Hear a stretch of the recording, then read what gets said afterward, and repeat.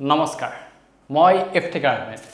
আপোনালোকে চাই আছে মুক্তাংগন প্ৰাইম টাইম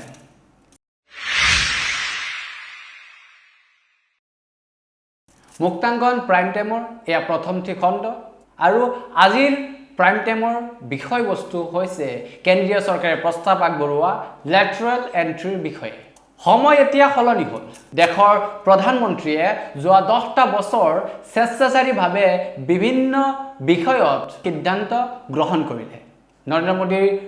যোৱা 10টা বছৰ বিৰোধীৰ সৈতে আলোচনা অবিহনে নিজৰ ইচ্ছামতে সকলো কাম কৰাৰ অভিযোগ বিভিন্নজনে বিভিন্ন সময়ত কৰি আহিছে নৰেন্দ্ৰ মোদীৰ নেতৃত্বাধীন চৰকাৰখনে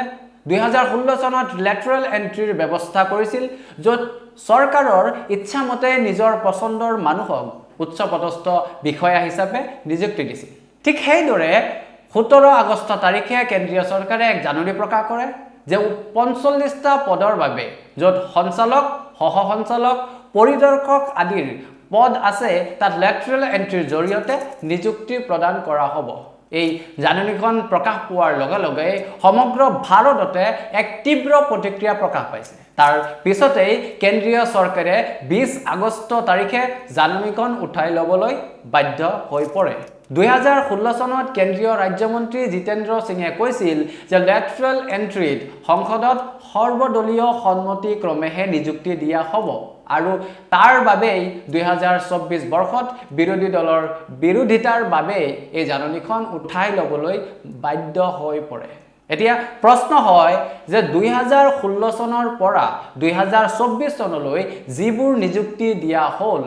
তাত কিয় সৰ্বদলৰ সন্মতি লোৱা নহল আৰু প্ৰশ্ন হয় এতিয়াই কিয় নৰেন্দ্ৰ মোদী চৰকাৰে সংৰক্ষণ ব্যৱস্থাৰ বাবে দৰত উপজিছে 17 আগষ্টৰ জাননীখনৰ পাছতেই ইণ্ডিয়া মিত্ৰজোঁটৰ দলসমূহে ইয়াৰ বিৰোধিতা কৰিছিল লগতে চৰকাৰৰ লগত থকা মিত্ৰ দলসমূহেও এই জাননীৰ বিৰোধিতা কৰিছে এতিয়া সময় সলনি হ'ল অৱস্থা সলনি হ'ল এতিয়া অন্তত চৰকাৰে নিজেই নিবিচাৰিলেও বিৰোধী দলসমূহৰ কথা মানি ল'বলৈ বাধ্য হৈ পৰিছে আজি ইণ্ডিয়ান এক্সপ্ৰেছত প্ৰকাশিত বাতৰি অনুসৰি চৰকাৰৰ মিত্ৰজোঁটত থকা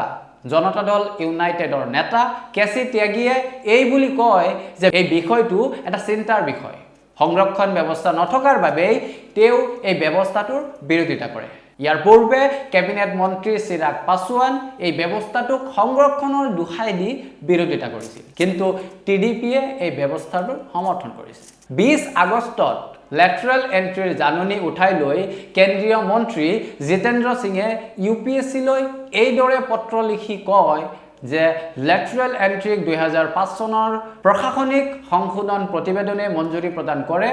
সেই সমিতিখনৰ অধ্যক্ষৰ দায়িত্বত বিৰান্না মৈলী আছিল 2014 চনৰ আগত বহু উচ্চপদস্থ বিষয়াক লেটাৰেল এন্ট্ৰিৰ জৰিয়তে নিযুক্তি প্ৰদান কৰিছিল এই পত্ৰখনত তেওঁ এই বুলিও লিখে যে আগৰ চৰকাৰসমূহে কোনবোৰ পদত লেটাৰেল এন্ট্ৰিৰ জৰিয়তে নিযুক্তি প্ৰদান কৰে আৰু তাত সংৰক্ষণ ব্যৱস্থাও নাছিল সোনিয়া গান্ধীৰ অধ্যক্ষতাত ৰাষ্ট্ৰীয় পৰামৰ্শদাতা আয়োগতো সংৰক্ষণৰ ব্যৱস্থা নাছিল প্ৰথমৰ পৰাই লেটাৰেল এন্ট্ৰিৰ দ্বাৰাই নিযুক্তি দিছিল কিন্তু সেই সময়ত এই ব্যৱস্থাটো সুষম আৰু পাৰদৰ্শী নাছিল এনডিএ চৰকাৰ আহাৰ পাছতহে আমি এই ব্যৱস্থাটোক পাৰদৰ্শী কৰি তুলিছো কিন্তু এতিয়া প্ৰশ্ন হয় যে সঁচাকৈ এই ব্যৱস্থাটো পাৰদৰ্শী হয়নে প্ৰশ্ন হয় যে ইউপিএ চৰকাৰে সেই সময়ত সংৰক্ষণৰ ব্যৱস্থা নকৰিলে কিন্তু এনডিএ চৰকাৰে 10 বছৰ শাসনত থকাৰ পাছতো কিয় সংৰক্ষণ ব্যৱস্থা আনিব নোৱাৰিলে এতিয়া চৰকাৰে আমাক উত্তৰ দিব লাগে যে যেতিয়া 2018 চনত এনডিএ চৰকাৰে প্ৰথমবাৰৰ বাবে লেটাৰেল এন্ট্ৰিৰ জাননী প্ৰকাশ কৰিছিল সেই সময়ত তেওঁলোকে কাৰ অনুমতি লৈ এই জাননীখন প্ৰকাশ কৰিছিল তেতিয়া ৰামবিলাস পাছোৱান জেডিউৰ নীতিশ কুমাৰ আৰু বিএছপিৰ মায়াৱতীৰ সৈতে তেওঁলোকে আলোচনা কৰিছিল মন্ত্ৰী জিতেন্দ্ৰ সিঙে সংসদত কয় যে লেটাৰেল এন্ট্ৰিৰ বাবে ৰাজ্য চৰকাৰৰ প্ৰশাসনিক বিষয়া আৰু আন্তৰ্জাতিক কোম্পানীৰ বিষয়া অথবা সামাজিক সংস্থাৰ বিষয়ববীয়াৰ নিযুক্তি দিব যিসকলৰ কাম কৰাৰ অভিজ্ঞতা 15 বছৰ বা তাতকৈ বেছি হয় এতিয়া আমাৰ প্ৰশ্ন যে বিগত সময়বোৰত ৰাজ্য চৰকাৰে লেটাৰেল এন্ট্ৰিৰ জৰিয়তে যিসমূহ নিযুক্তি দিলে সেইসমূহতো 15 বছৰৰ অভিজ্ঞতাৰ দিশটো জড়িত হৈ আছিল নে চৰকাৰে উত্তৰ দিব লাগে যে কিমানটা সামাজিক সংস্থাত লেটাৰেল এন্ট্ৰি দিয়া হ'ল নে কেৱল কৰ্পোৰেট প্ৰতিষ্ঠানতে এই নিযুক্তি সীমাবদ্ধ হৈ থাকে ইয়াতকৈও ডাঙৰ প্ৰশ্নটো হ'ল যে লেটাৰেল এন্ট্ৰিৰ যোগেৰে নিযুক্তি পোৱাসকলৰ মাজৰ কিমানজন OBC SC আৰু ST সম্প্ৰদায় এই প্ৰশ্নসমূহৰ উত্তৰ আমাৰ বাবে দেশৰ বাবে অতিকৈ প্ৰয়োজনীয় গতিকে ইয়াৰ লগত এই জাননীৰ লগত লেটাৰেল এন্ট্ৰিৰ লগত আৰু বিভিন্ন দিশসমূহ এতিয়ালৈ জানিবলৈ বাকি আছে আৰু বহু কথা নিশ্চয় আপোনালোকৰ মাজলৈ লৈ আহিম মুক্তাংগন প্ৰাইম টাইমৰ এয়া আছিল আজি প্ৰথমটো খণ্ড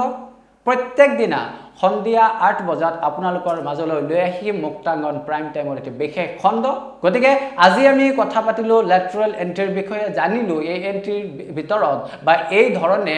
নিযুক্তি দিয়াৰ বাবে কি সমস্যা বা কেনেকুৱা ধৰণে এই প্ৰক্ৰিয়াসমূহ চলিছে গতিকে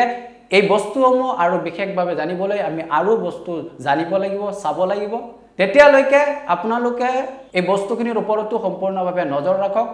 নাগৰিক হিচাপে জাগ্ৰত নাগৰিক হিচাপে প্ৰত্যেকজন মানুহৰ দায়িত্ব চৰকাৰে প্ৰকাশ কৰা প্ৰত্যেকটো জাননীৰ ওপৰত গুৰুত্ব দিয়া গতিকে এয়া আছিল মুক্তাংগনৰ প্ৰাইম টাইমৰ আজিৰ প্ৰথম খণ্ড আমি কাইলৈ পুনৰ এটি খণ্ড লৈ আপোনালোকৰ মাজত উপস্থিত হ'ম তেতিয়ালৈকে আপোনালোক সকলোৱে ভালে থাকক